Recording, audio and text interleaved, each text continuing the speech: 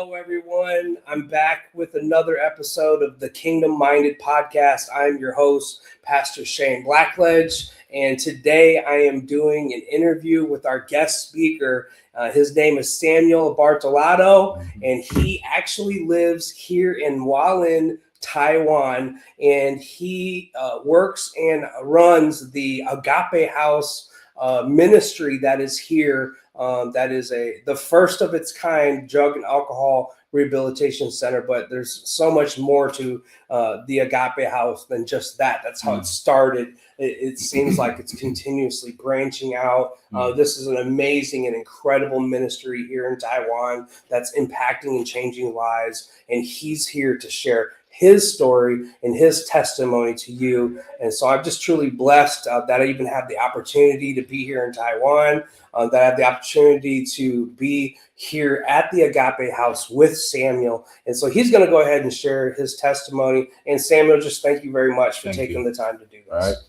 All right. Thank you for inviting me. And I first of all, I'm my parents, my dad and my mom, they were the founder of Agape House, and that was like 42 years ago.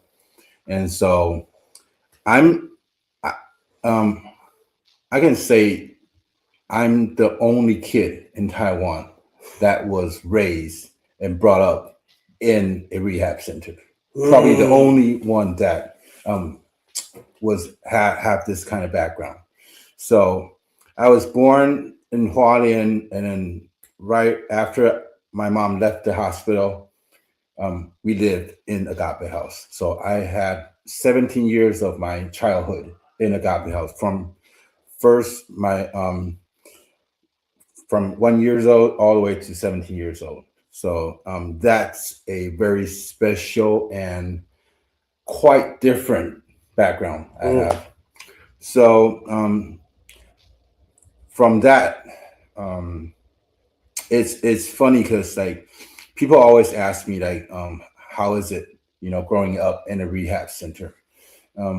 Actually, when I was a kid, I didn't know who these people were, like outside my room, and they were just friends. In my opinion, like I grew up here. Some of them teach me Chinese, some of them teach me math, because my mom and my dad are too busy doing all other stuff. So they let me hang out with these people. And even during my youth time, I grew up with the youth that's living in the rehab. They teach me some good stuff, and also I learned some bad stuff. Okay, so it's quite different. And for me, knowing that my parents run a rehab was probably after I was like 13 or 14, because even every day I come outside my room, and then I can hang out with these friends. I learn different stuff, and then but slowly I realized that the news and the stuff that we play around in the Agape House are quite different than what the topics of my normal friends are talking about outside Agape House. So that separated me from like knowing like I think the people in Agape House are quite different, because like the topics they talk about and all the stuff they joke around about is quite different than the stuff I learned in school. Right. So then the time goes by, I realize that people are in my people that I live with are not normal kids. And then when did you like realize that? Because like sometimes during the night, the cops will come. Oh wow! And then they will drop off some kids, and then the next day the kids will be playing with us. So then that quite before I knew something was wrong, that was just a way of living my life. You just wake up, and then sometimes your best friend, next day the cops come in and take him away because he got some other time he has to do in the prison. So then people just come and go in and out of my life. And then sometimes my parents, at night, they get phone calls, and I hate nighttime phone calls because whenever the phone rings at night, because I sleep with my parents and we have like one big room, so I can hear the phone ring, and then I can hear they pick up the phone, and then I something bad happen on the other side, and then they start crying. I didn't know. I didn't know what's going on, and then they drop on their knees and they start praying, and then they're crying, weeping, and then praying for mercy. And then the older I get, I realize all that late night phone calls are from people who OD. People my who gosh. overdose from having a vacation. They go out from Agape House, they go home, and then they do drugs, and then again, and then they do the the amount of drugs. When you hit heroin, Yeah. if you do the same amount, like half a year ago, you do the same thing. It's easy for you to die. Oh my So gosh. then, a lot of people they on vacation from the rehab, they go back and then they overdose, and then their parents found out, and then so they call my parents. And that's the phone calls. And that's the phone calls, and so I hate late night phone rings, and then because every time I know what's going to be after that is my parents going to be crying, and then they're going to be heartbroken. So I get some questions about why are they putting so much effort and time on these kind of people that are not even trying to get well themselves. And sometimes these people are acting very normal, very good in front of my parents.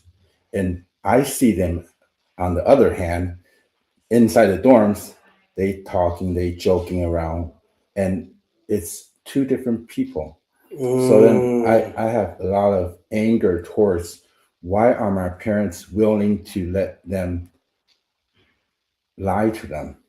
So a lot of times I go to my mom, my dad, they're lying to you. Do you guys know? And I asked them, why do you let them lie to you? They said they always reply, they need time. It's not time. It's not their time yet.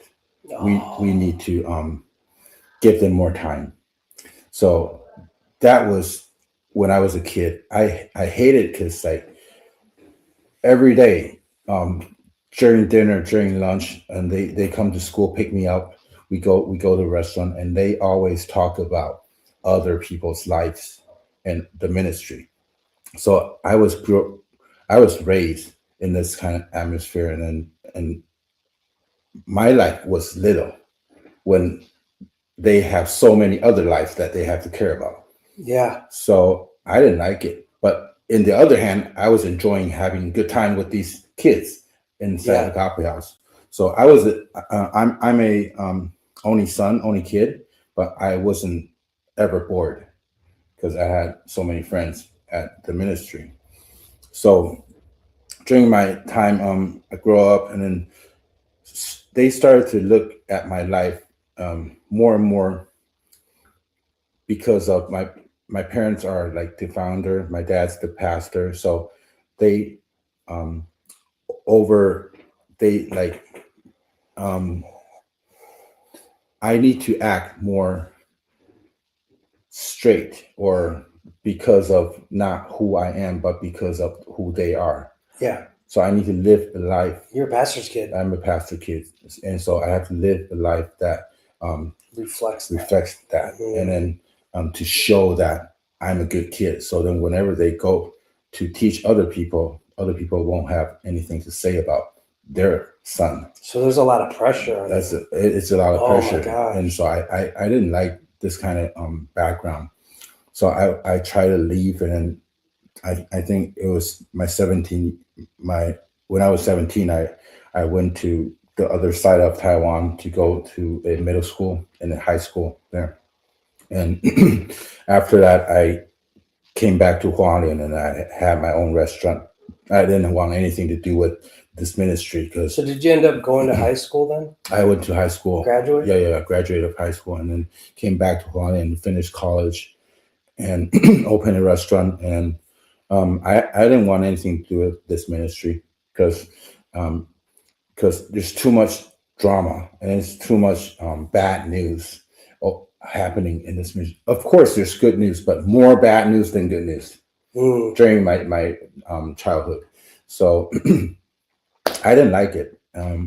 I ran away, and then when I was having a restaurant outside, my one day, I think it was like 11 years ago, when I was 28. um, one day my dad came to my restaurant, and then we had a talk, and then he went and get his car at the parking lot, and then that night he fell, and then he didn't wake up anymore, like heart attack. So he left. He dropped to the ground, and he went to the hospital. I rushed to the hospital, but it didn't. I didn't have a chance to say goodbye. So how old were you when this happened? That was when I was like 28. Oh, 28. wow. Yeah. And so my mom even asked me, "Hey, do you think we should pack up and just go back to the States?" Because they know that this kind of ministry, they didn't want me to deal with this, because they know how much sacrifice they have to take. What it took to do this. Oh, they don't want me and my family to have to go through all that. Yeah. Probably deep inside their heart, they want me to try, but then they never ever ask me, do I want to learn, or do I want to take over? Do I want to go study social work or be a pastor? They never ever tell me what they want me to do. I think they know that this has to be a calling from God. It's not something that your parents say you have to do and you can do it good. So I didn't have that pressure. But then when my dad passed away, my mom asked me, do you think we should pack and then just go back? And then I told her, probably wait a while and to see how this how the board and how this all going to work out. So then I had a struggle to see, should I come back and help my mom, because she's now by herself, and then the ministry is also growing, or should I just like should we just leave and then see what God wants to do with the ministry? So I pray, and then I ask God, if you want me to come back, I'll try to sell my restaurant. And then so everything went well. And then at first I came during the morning, and at nighttime I go back to my restaurant and see how this is going to work. And then right away I knew that this work, it's not a part-time work. If I want to do it good, I need to give up everything or a lot that I'm already doing or I love to do. So then I pray, and then I ask God, and then, well, my restaurant had a good deal of selling it. So then I thought, okay, God, you want me to sell my restaurant?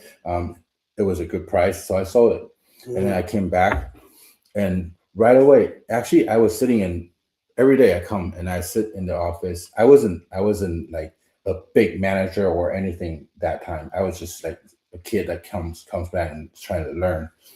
I was sitting there, and then all kinds of stuff is happening, and then all kinds of problem that I can see in this ministry in different lives. And at the same time, I have almost all the answers for everything, because all the dinner time, all the lunch time, when my parents are talking about the ministry, I was there listening my whole life. So years, and wow. I didn't know that was building me up. Someday when I sit on that table, when I sit in that chair, I can understand everything that's happening.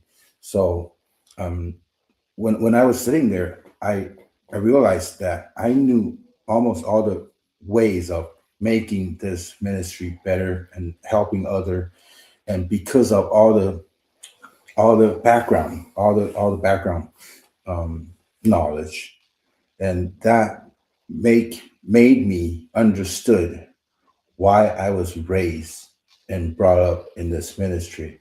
But then that was just the first part.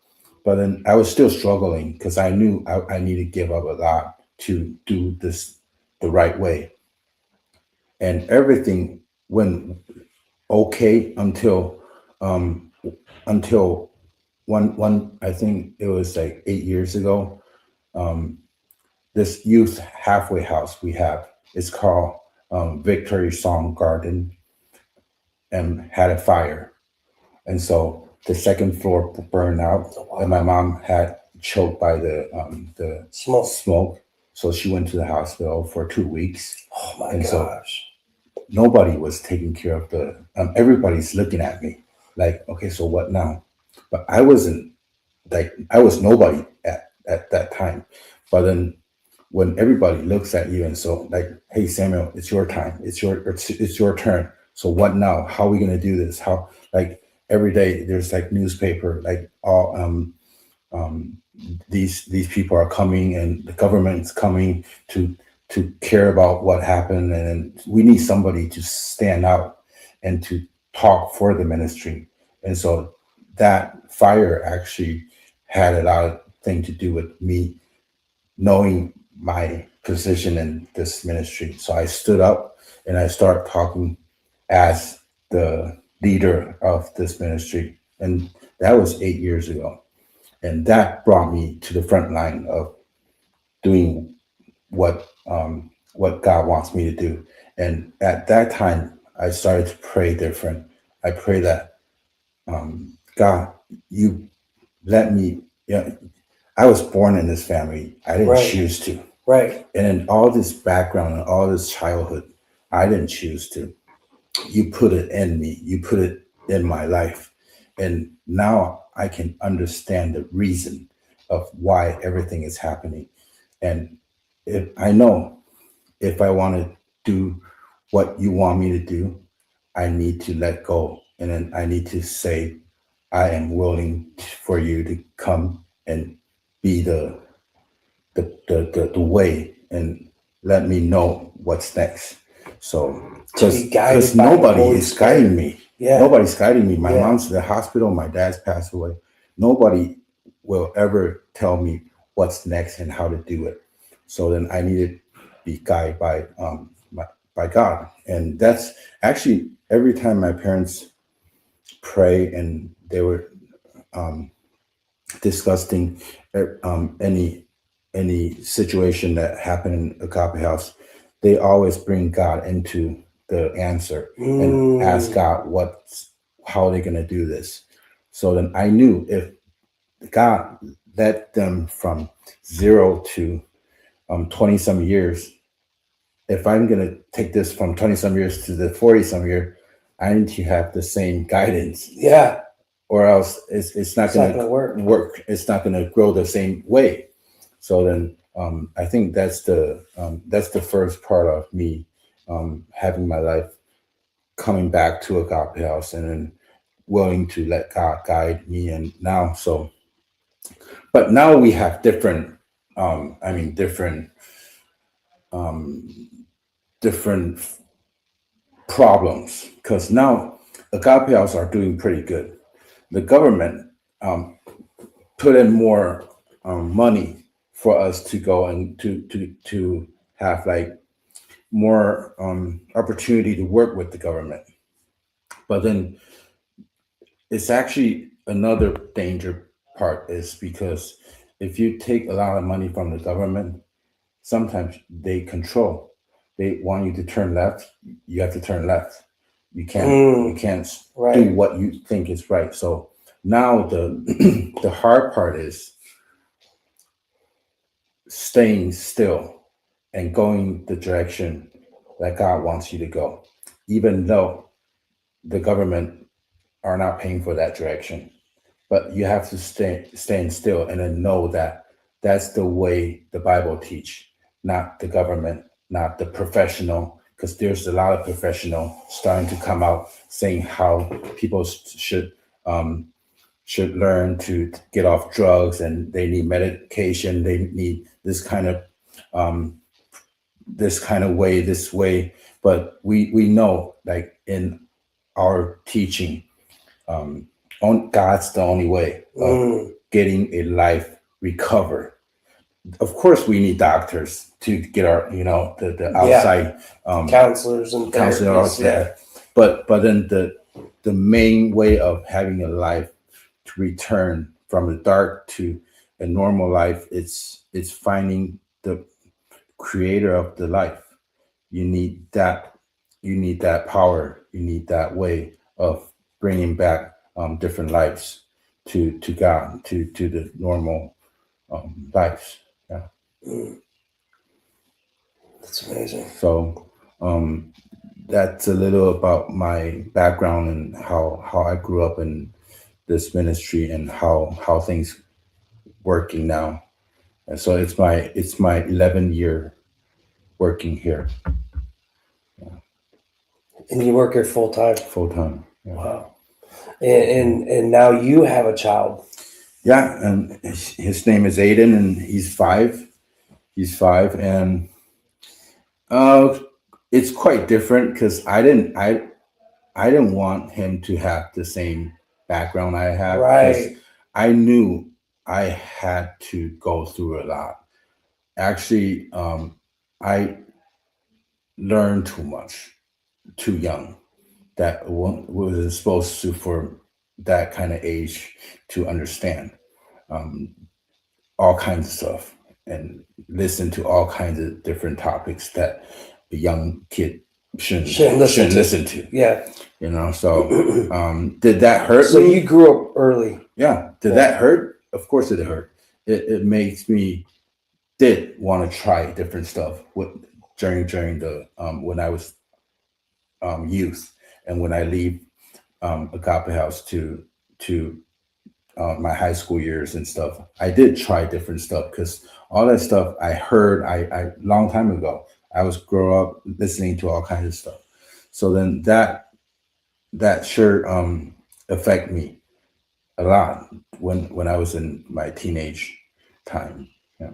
So I don't want that to happen to my kids. So no, I take him. I still bring him to the ministry, but we don't spend too much time. I don't let him just go in the dorms and then go anywhere he wants to go and then talk to anyone he wants to talk to. I still have to have some boundaries. Yeah, which is good. Yeah. Which is good. Yeah, that's good. And what do you do now in the ministry to continue growing it? Like, what do you see Agape doing in the coming next 5 years that Agape is not doing right now?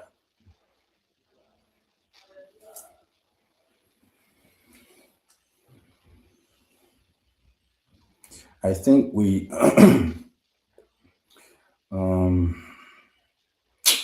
we are trying our best to hold on to our beliefs because we know, just like what I said, the government or a lot of people who sponsor this work, they want us to like the government, they sponsor a lot for our salary and all this stuff, and they want us to do certain ways. It might not be the right way, the way that Bible teach. Yeah. So that's the only thing I think for now that we have to hold on to is we need to still preach and then share the gospel, and we need to know this is the only way of letting a sinner to have relief or to have total deliverance. Right, because the world teaches you can stay off of drugs this way, but the Bible teaches this way. Yeah. Right. We don't just want people to get off drugs, because getting off drugs is the easy part. Step. It's the easy part. Yeah. We want them to have the opportunity to go into heaven, to be by God's side. And then these people who have Jesus in them, they will be the people who share the gospel. So that's like 1 + 1 bigger than 2. Yeah. So we want that to happen in our ministry. We want more people to get well, and then they turn back and they want to bless other people. Yeah, that's the goal for us for now. Yeah. Yeah. So then, like 80% of the people who work here, we have 53 workers, Employees. Wow. employees, and 80% of them are from the background are from Agape House, From the ministry. from the ministry. Oh my goodness! Wow. So then that's what we believe, that only them can understand what the other people are going through. Yeah. Yeah. Yeah. Yeah, that's incredible. That's incredible. And so Agape House, one of their main ministries is to stay here for 2 years, Yeah. and amongst other people. So there's a men's for men. Yeah. There's for youth, It's for you. and then you have a halfway house for men. And do you have a halfway house for women then too? We used to. Yeah. We used to. Okay. But we have it stopped for a while because it's downtown, and then the government owns the house, the building. So then they want us to do something else. So now we stopped the women's ministry for now, because we didn't have that much women co-worker with us. Yeah. So then it's hard to we need a team before we have the program. So Right. yeah. So Right. And Agape House also has a car washing business. yeah. And a wood factory. In a wood factory. And yeah, we go out and we get different jobs and work different like house moving company. We also have a house moving company that we help people move houses, move stuff. And so like people come in here for 2 years, they come in and they get off, they have it, they get healthier, and then they start to build up their own what's it called, confidence. Yeah. And then we need to teach them how to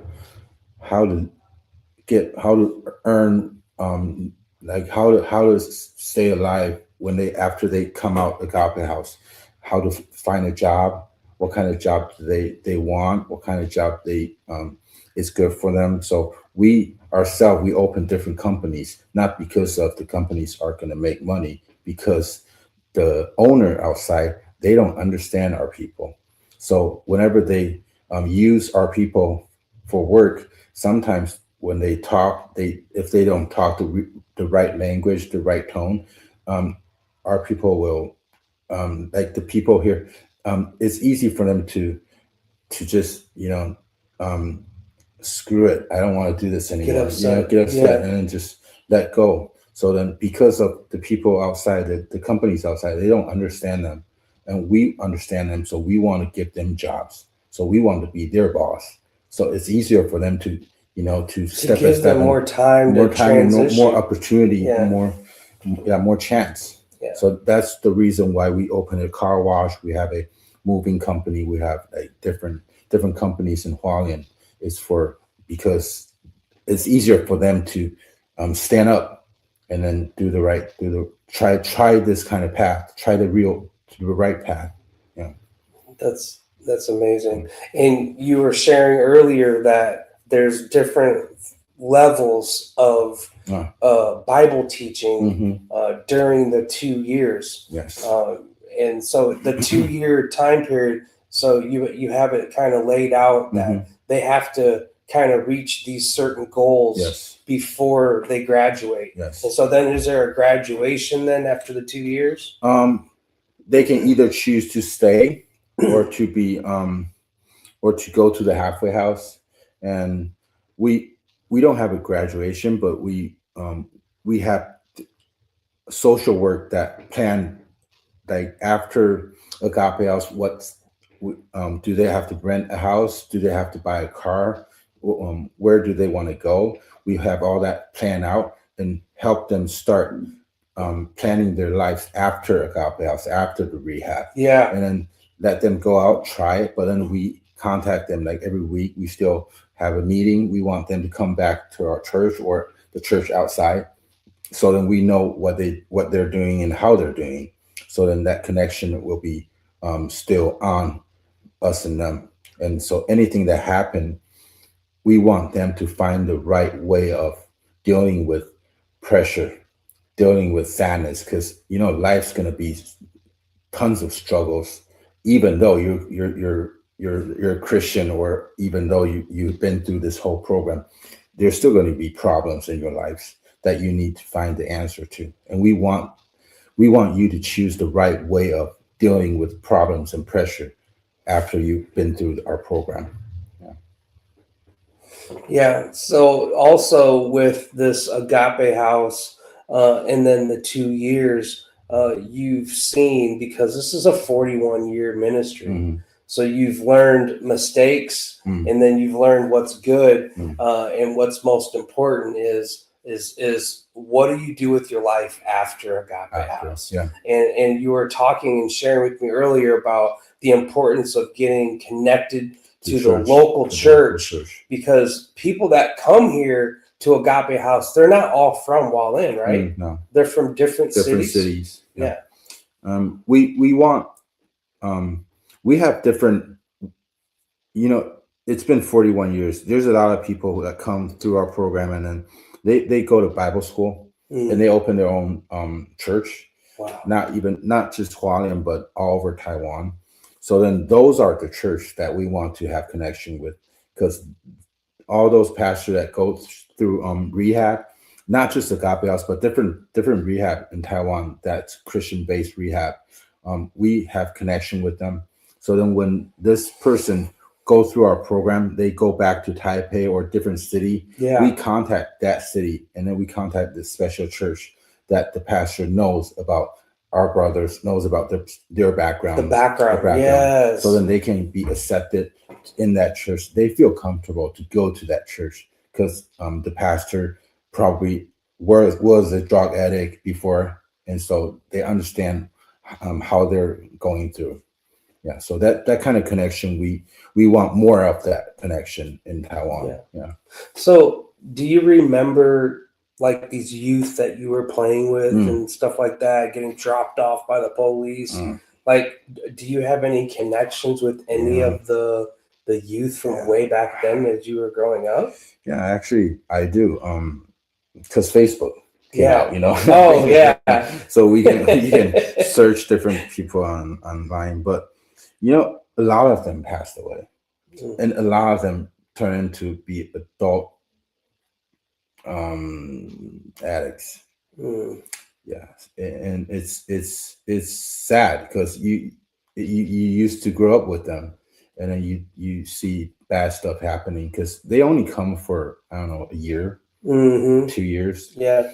And but when I contact them, and they always find Agape House are more like a home for them than their real home. Wow. Yeah, because that kind of kids, they get dropped out of school, they go join gangs because they don't have a home for them. They have a house, but it's not home. Yeah. They go back. Their parents probably beat them up, and then never talk to them.